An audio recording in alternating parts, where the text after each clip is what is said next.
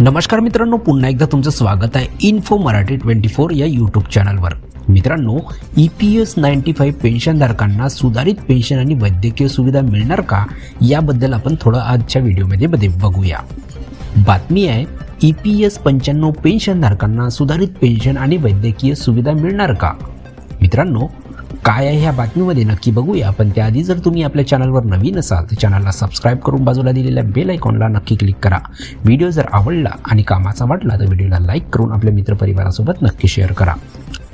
मित्रांनो, EPS 95 पेन्शनधारकांना सुधारित pension केव्हा जारी केले जाण्याची शक्यता आहे आणि देशातील सर्व राज्यांमध्ये विशेषतः महाराष्ट्र आणि उत्तर प्रदेशातील किती निवृत्ती वेतनधारकांना यांचा लाभ होण्याची शक्यता आहे आणि आरोग्य सेवाच्या बाबतीत सुधारित EPS 95 योजनेच्या लाभार्थ्यांना इतर लाभाचे तपशील काय आहेत, याबद्दल आपण सुधारित माहिती घेऊया।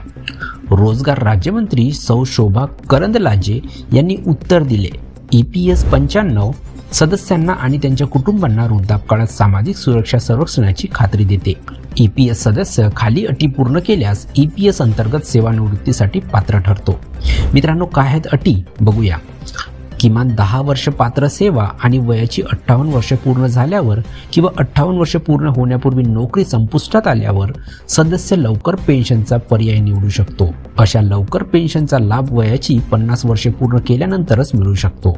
अशा लवकर पेन्शनचा लाभ वयाची 50 वर्ष पूर्ण केल्यानंतरच मिळू शकतो, परंतु 58 वर्षापेक्षा कमी वयाच्या प्रत्येक वर्षासाठी 4% दराने पेन्शन कमी केली जाते।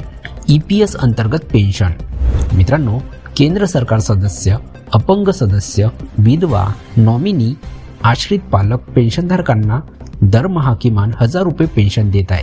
1 सप्टेंबर 2024 पासून अनाथ निवृत्ती वेतनधारकांना 750 रुपये दरमहा आणि मुलांसाठी 250 रुपये दरमहा निवृत्ती वेतन लागू होईल।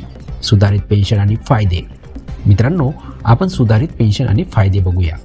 सरकारने सुधारित पेन्शन जाहीर केली नाही, तथापि पुनरावलोकन प्रक्रिया चालू आहे। लाभार्थ्यांची संख्या।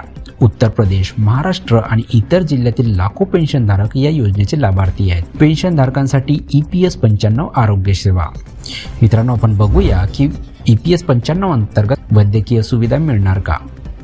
मित्रांनो, EPS 95 अंतर्गत आरोग्य सेवांचा थेट समावेश नाही, तथापि निवृत्ती वेतनधारकांना राज्य आणि केंद्र सरकारच्या इतर योजनेचा लाभ मिळू शकतो। तर मित्रांनो, कशी वाटली ही महत्त्वाची बातमी? जर बातमी आवडली असेल तर व्हिडिओला लाईक करून आपल्या मित्रपरिवारासोबत नक्की शेअर करा। जर तुम्ही आपल्या चॅनलवर नवीन असाल तर चॅनलला सबस्क्राईब करून बाजूला दिलेल्या बेल आयकॉनला नक्की क्लिक करा। व्हिडिओ बघितल्याबद्दल खूप खूप धन्यवाद।